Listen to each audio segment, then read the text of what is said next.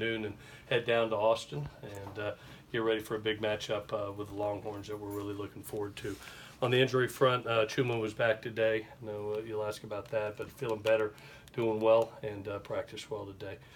With that, I'll take any questions that you have. What are you expecting weather-wise?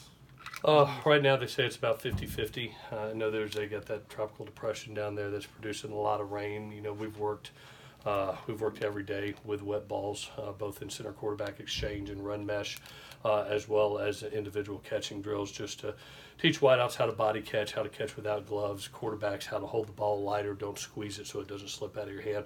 All those things that happen to you in wet weather. Don't get a lot out here, so it's good training for us for what we do. But it's supposed to rain over the weekend. The lesser chance is Saturday night, but they're still calling for a 50-50 chance. Have you told those guys about playing in Texas and that humidity and stuff like that? They've seen it. I mean, we always, each and every time we go on the road, we show pictures of the stadium, what's it like, being able to show videos of what the atmosphere is like, and be able to show them so they're comfortable with it when they walk in too. So yes, we talk about it. We talk about it in team meetings. Does the weather change much of what you guys are able to do? I tell you what, Joey, it just depends on how much it's. If it's raining sideways and blowing really hard, probably a couple less passes. But if it's just misting or light rain, not much. You'll stay as balanced as possible. Do you know if your quarterback's ever played in rain before? I believe he's had a couple. The way he spins it, I've watched him for 3 days spin it with a wet ball. It doesn't look anything different, so which is a good thing. Sam was the same way, but it's good to get the work, even if it doesn't rain. It's good to have it because we'll get it. There's only I've only had 2 here at the Coliseum in my 9 years here, but we will get it at some point in time. Between the elements and just, you mentioned earlier in the week how many plays you expect with the no huddle and all that, do you think this will test and the humidity and all those things, do you think this will test your team's conditioning and all that like they haven't been tested before? Yeah, I think our team's in very good condition, but we do plan on playing a lot of guys. We've talked about that as a staff, is kind of taking the approach we did at UNLV, being able to roll guys in waves when given the opportunity with substitution. And so we expect a lot of folks to play. Just in case, I remember this game last year, yeah, it was double overtime, but we were in the 80s, as far as 80 play count going into the late fourth quarter. So to be able to take some reps off people, we are going to roll and waterfall as substitution. What do you remember about Chase in that game? I just remember just the look in his eye of confidence and no fear, and like he was made for the moment. And it was neither kick. I totally felt like, man, he's going to make both of these.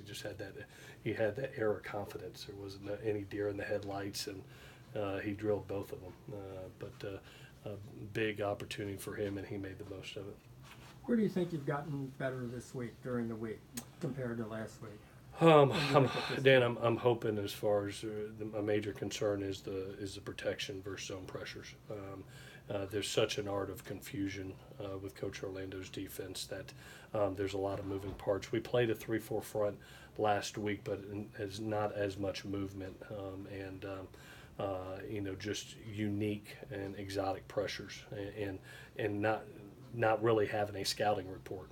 Because each and every week is different and unique. So we're going to have to do a great job of communication as a staff with our kids about what's going on within game, sit them down, draw it up, and be able to diagnose and get them on the right people.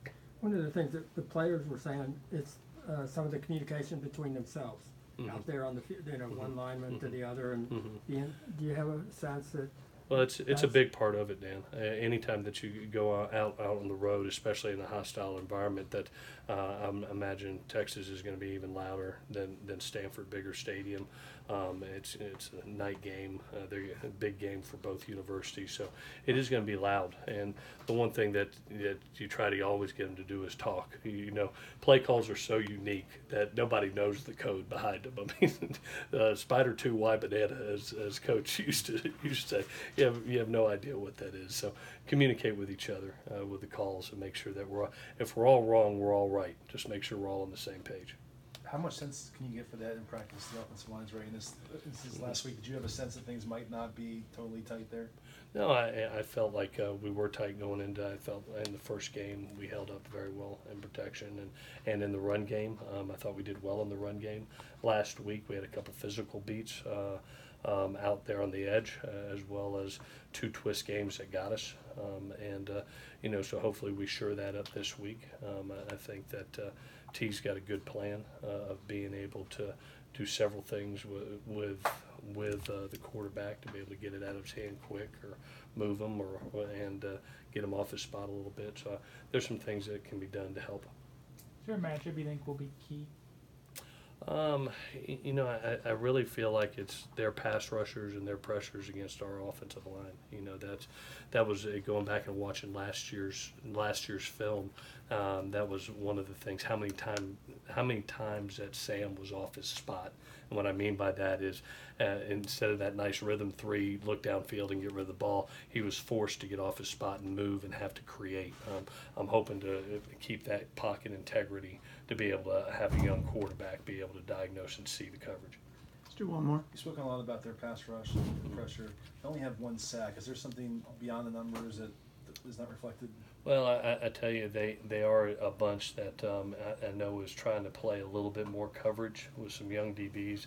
When you look at their defensive front, every man is a senior.